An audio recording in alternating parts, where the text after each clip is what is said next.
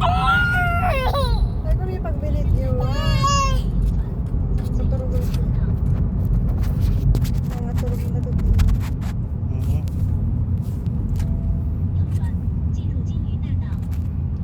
Katutok sa'yo, may labs. Sabi, Hindi rin, lagi tayo nga. ito sumuka, may labs. Tuturugan ko yan. Gia, sanay na yan kung biyay-biyay.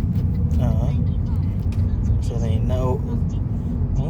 Dati nakatugatan ang flight from first flight niya, may labs, paiyak-iyak pa siya, di ba? Ngayon, pabida-bida na siya doon. Gusto niya na makapag, Mga turog na lagat iya. gusto niya nang tawag yan, magpa-picture doon sa mga tao. I mean, nagpa-picture siya sa mga tao, di ba? Nagpapa-cute siya. Bakit palit mata ni Gia? Wala sa daddy, Di ba, baby? Yes. May labs, kamusta? Pauwi na si Janjan, may labs. Ano man ang naging overall experience na kasama siya ng 30 days dito sa China, may labs. Okay naman na. Sinong kausap mo? Taga ba kausap mo? Parang okay naman, di ba? Back to back to normal. Oo, kasi I mean, at least pag nandiyan si Janjan na pag kailangan mo maligo, kailangan mo gumamit ng CR. Nakakaligo ako. Ngayon, hindi na ako makakaligo.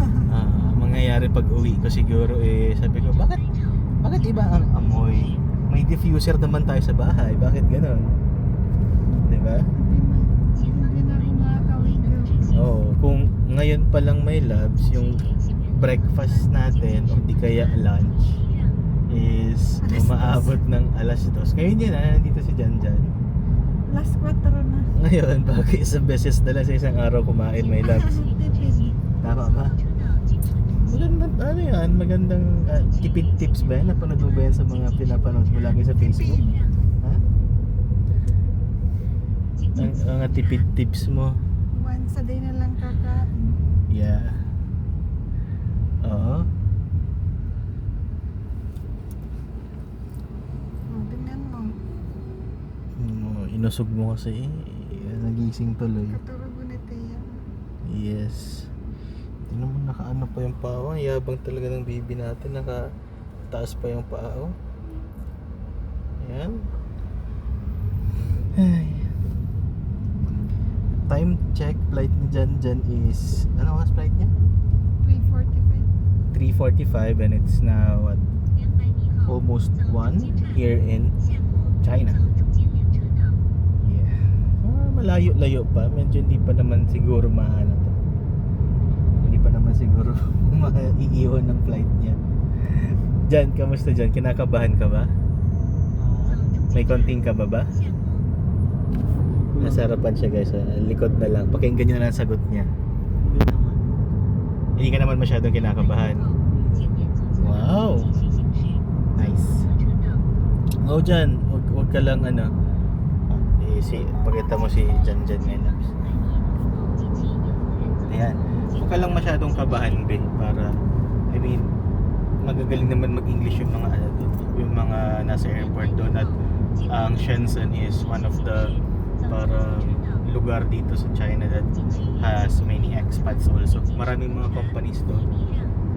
Maraming foreigners. Maraming Pinoy doon. Ayaw dyan, may mga Pinoy doon, be. Sa airport, like nung pagpunta namin ni Julia last time, isa Xiamen yun pala. Shenzhen sa Meron ba siyang translator? Wala yata. Wala kang translator, Ben? Wala. Dapat download yung translator. Sige. May share it ka ba?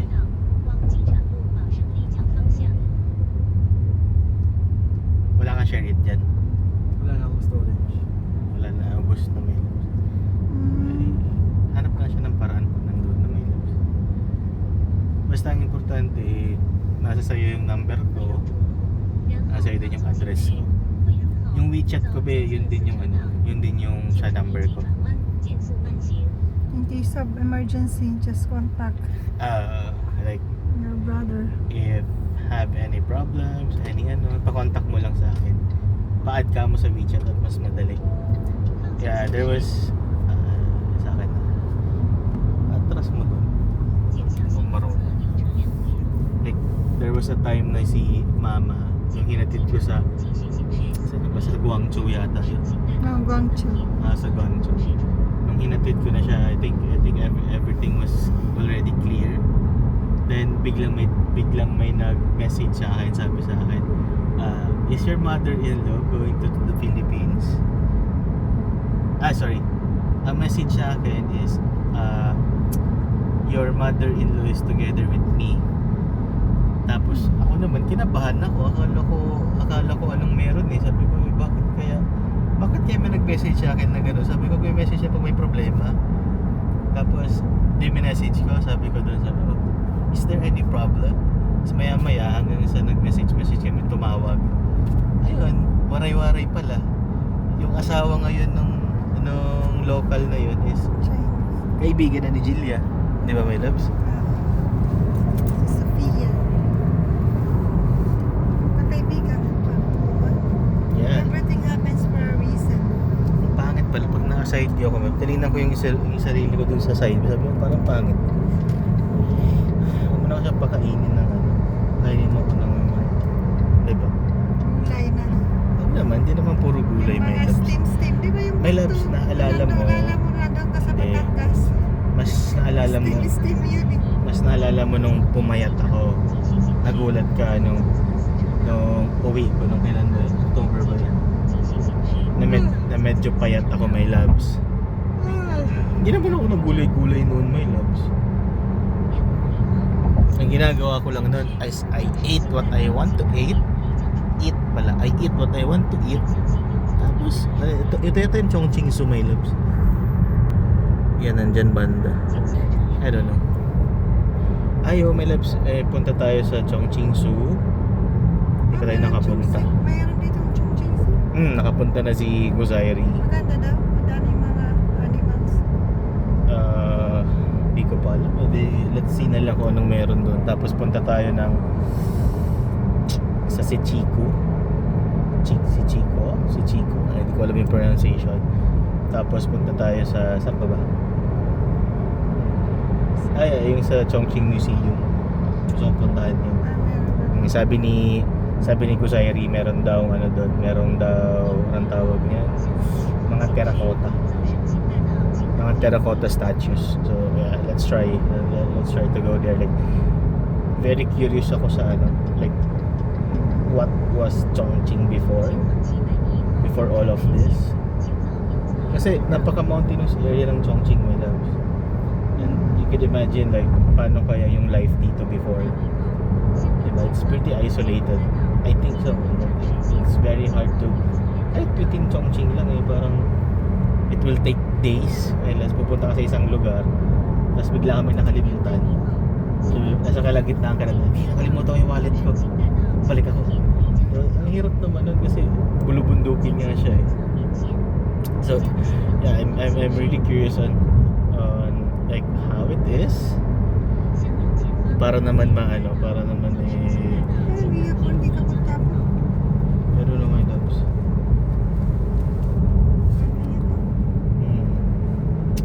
And you know, China is very rich in history, my loves, diba? One of the oldest here.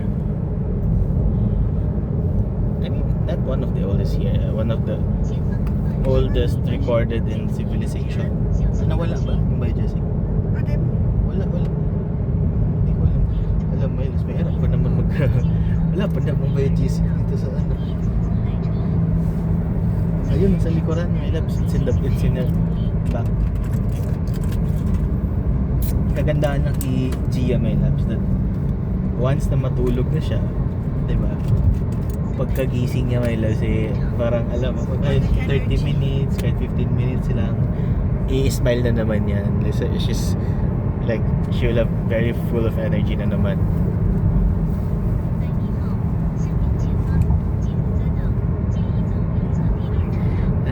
Hirap naman alas, parang ako lang lagi nagsasalita dito ah. Madaldal ka kasi. Ano yun? Madaldal. Hindi naman there's a river behind that, but I don't know if you can see it, San guys. Juanico Bridge. Hindi pa nila nakita yung ano dito, yung malaking bridge. Try natin pumunta doon. Meron dito malaking bridge. Yeah.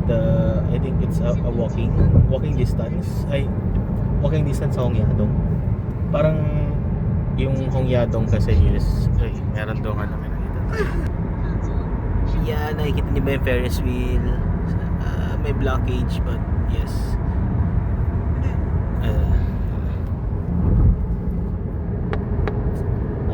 I'm very curious for the Shengming Amusement Park. So let's try my laps. Nanonood ko lang. Puro ano na yan. Pakita mo naman dito yung sa daan. Yeah. Para tayo nag-online sa inyo. Nandala mo yung cellphone. Type mo nga Shengming Amusement Park. Wala po po. Tatype mo lang sa notes mo. Shengli. Familiar niyan kasi nandun yan sa trip that. It's there. We can go there. Shengming. So again, Mga lights pa nga yun. meron. Wow. Route going to the airport, like the airport here is paano ba? Napaka ano? Ang kakaiba sa airport dito is it's located in the mountains. Yeah, being a mountainous city, like you can imagine that, right? So, si Chiku, Shengming Amusement Park, and some other stuffs, right? Good see. Can't be seen. Later na lang pag ano. Gusto ko talaga yung museum, may labs, ha? But later, pag ano na natin dyan, saan tayo pupunta?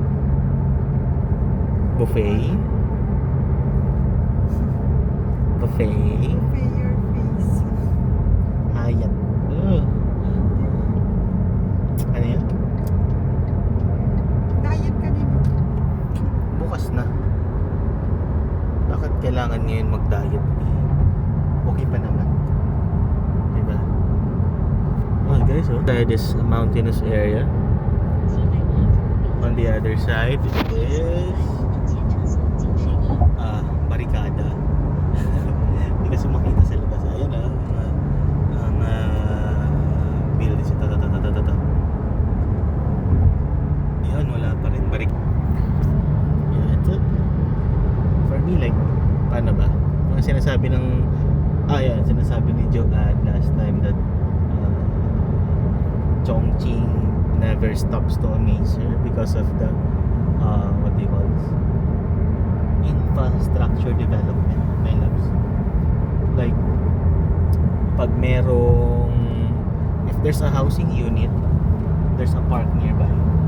Every time I loves. Ganun daw dito. Yes.